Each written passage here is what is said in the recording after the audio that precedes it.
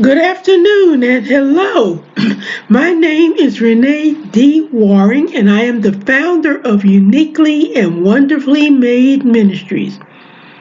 The title of my talk today is Mental Hospitals Mental Illness Part 5 R period WARRING. You can find my presentations on LinkedIn under Renee D. Waring, on Facebook under Waring Communications LLC, on Twitter on @Renee Waring, and on YouTube under R small case W small case R dot small case WARRING. My presentation today is on the life of Dr. Thomas Kirkbride, who was born on July 31st, 1809 in Morrisville, PA. Dr. Kirkbride is a physician, psychiatrist, and developer of the Kirkbride Plan. He died on December 16th, 1883 in Philadelphia, Pennsylvania. Dr. Kirkbride was born into a Quaker family. During his first 4 years of life, Dr. Kirkbride was an invalid. It was believed that he would die. Dr. Kirkbride had an interest in all matters pertaining to the care of people with mental illness until his death. He began his medical training in 1828 at the age of 18 under Dr. Nicholas Belleville. After he was mentored by Dr. Belleville, Thomas Kirkbride attended the University of Pennsylvania Medical School, where he received his degree in 1832.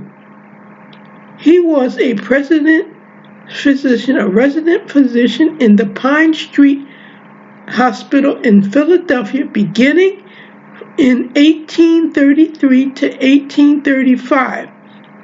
Dr. Kirkbride had his own practice from 1835 to 1840. In 1840, he was offered and accepted the position of superintendent of the newly established Pennsylvania Hospital for the Insane. Dr. Kirkbride did his internship at Friends Asylum and at Pennsylvania Hospital in Philadelphia, which gave him the necessary background for the position.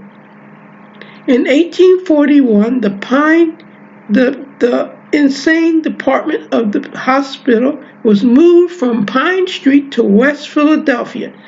Dr. Kirkbride was elected the first physician-in-chief and superintendent of that institution. The hospital housed both male and female patients. In 1859, the new hospital was constructed for male patients only. The female patients remained at the old hospital.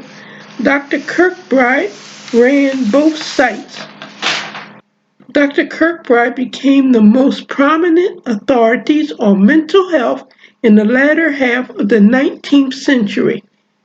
In 1854, Dr. Kirkbride published his book entitled On the Construction and General Arrangement of Hospitals for the Insane. His manual was used as a blueprint for how to correctly construct and arrange hospitals for the mentally ill. Dr. Kirkbride encouraged the use of hospital as a term instead of the term asylum. He also did not like the use of lunatic when describing people with mental illness. New York State did not adopt the term hospital for all its asylums for the insane until 1890, which was 36 years after Dr. Kirkbride's book was published. He was a visionary in early formative years of psychiatry when he advocated for moral treatment, which was the belief that patients should be treated with kindness and sympathetic care. Dr. Kirkbride also recommended that the populations of hospitals for people who have mentally illness should not exceed 250. Many of the mental hospitals of the time exceeded the recommended count.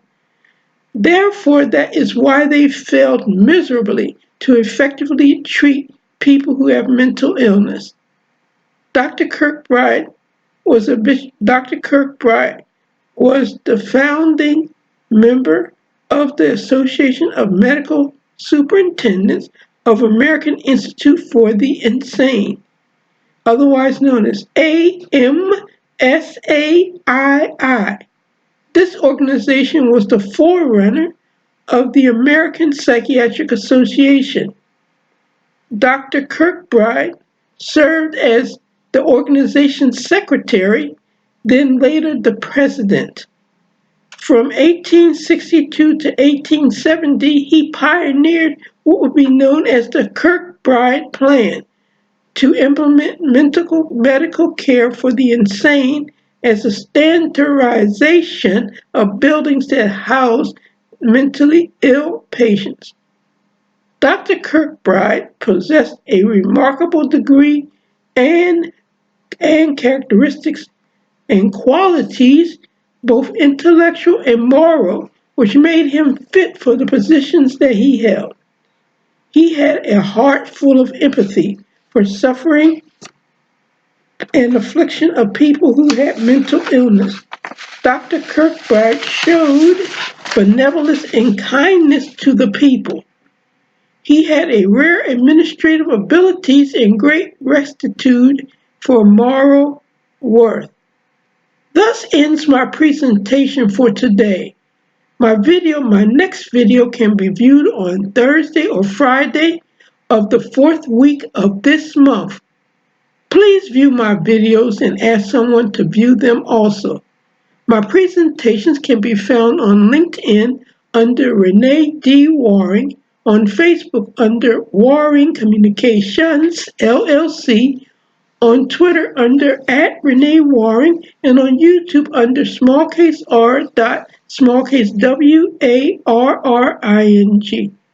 My name is Renee D. Waring, and I am the Warrior Waring.